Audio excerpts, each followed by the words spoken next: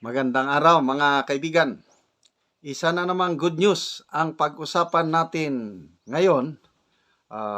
Panalo po si VP Sara laban sa mga kaso na isinampa sa kanya. Pasalamatan ko muna ang aking mga researcher subscribers, si Eudora at Chris Torres. Silang nagpapadala sa akin ng mga articles, posts, or videos, kaya nakakagawa ako ng mga reaction video. Ito, post ng SMNI, 14 minutes ago. So, bago-bago pa, preskong balita. Isinampang kaso ng PNP doktor laban kay VP Sara Duterte, ibinasura. Okay.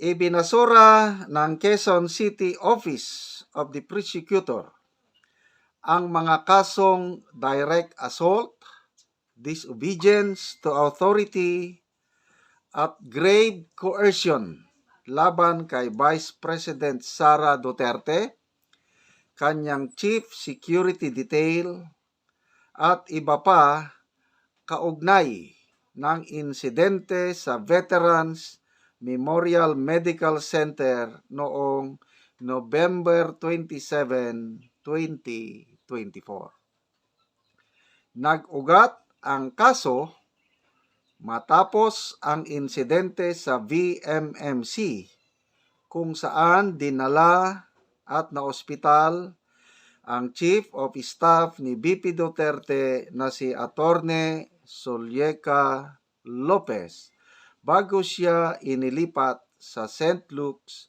Medical Center. Inakusahan ng complainant na si Lieutenant Colonel Van Jason Villamor ng Quezon City Police District Medical and Dental Unit si VP Duterte at kanyang grupo ng paglikha ng kaguluhan sa hospital.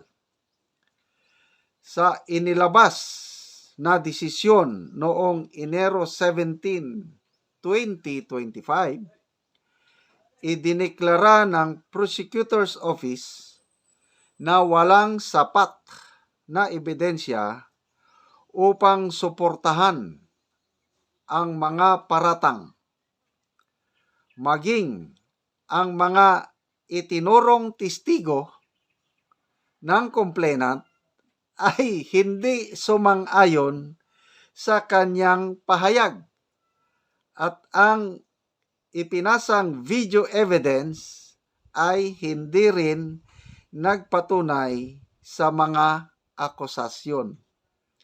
Dahil dito, tuluyan nang ibinasura ang kaso laban kay VP Duterte at kanyang security team. Anong klaseng police official ito? Di ba? Dapat ang police, kasama sa trabaho nila, yung mag-evaluate ng evidence, yung mga para kung kasuhan mo, malakas yung kaso. Kung sila mismo, police, sila na yung nagkaso, tapos, ganito ang mga testigong itinuro na magpapatunay na nag-create na ng kaguluhan si VP Sara, ay hindi sumang-ayon doon sa complainant. Anong klaseng reklamo ito? Yung video evidence na sinasabi rin na nagpapatunay na nanggulo ang grupo ni VP Sara, wala rin laman, wala rin kwenta. Ano na ang kuwan ng ating kapulisan? Yan po ang ating question mark dyan. Okay? Anyway, pasalamatan natin ang Quezon City Prosecutor's Office sa pagiging patas.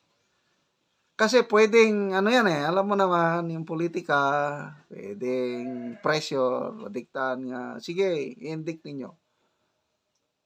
But, pasalamatan natin, saluduhan natin ang Quezon City Prosecutor's Office. Ibig sabihin, patas lang ang kanilang evaluation sa mga ebidensya. Okay, magbasa tayo sa mga comments. Okay.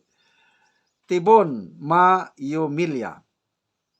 Tanggalan ng lisensya ang doktor na iyan. Gallego Neil, sabi niya, ayun, ipapahiya talaga sila ng sarili nilang bobo nila.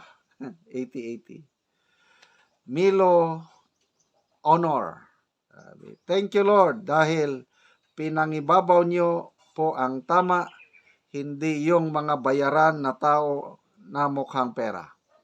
Dahil sa pera na pinagbayad sa kanila, nagsampa sila ng kaso laban kay Inday Sara at yun din ang pinakain nila sa pamilya nila. Anyway,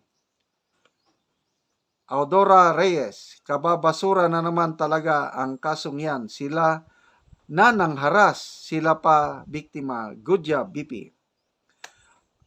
Aneta Terneo, ang gaba dili magsabag yun. Go, Sara, 2028. Ronel Luna, dapat lang talaga.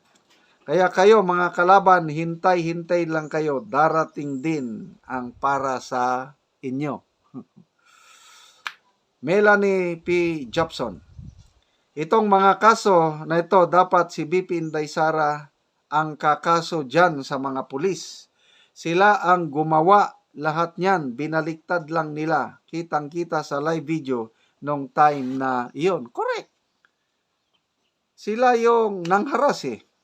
Lalo na yung police officer na gustong ipitin si BP Sara sa likod ng ambulansya. Ito na, Arthur Sacrifice. Sabi niya, kasuhan yung pulis na iipitin si BP sa likod ng ambulance. Marisa, sabi niya, ibabalita kaya ito ng ibang media? Baka hindi. Kasi good news ito para kay BP Sara. Ang gusto nila, masira ang pangalan ng lahat ng Duterte at mga kaalyansa. So, anyway, hintayin natin ang mainstream media kung ibalita ba nila ito. Kasi ito, balita ito ng SMNI. Iwan ko sa iyo. Sabi niya, magtatakbuhan at magtatago talaga ang mayan pagdating ng araw.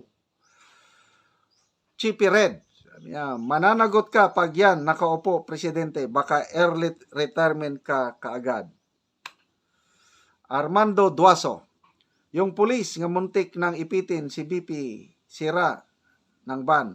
Tingin ko may tupak na kasama ni Black. Okay. Anyway, ito na po, simula ng pagpapala ng Diyos kay BP Sara.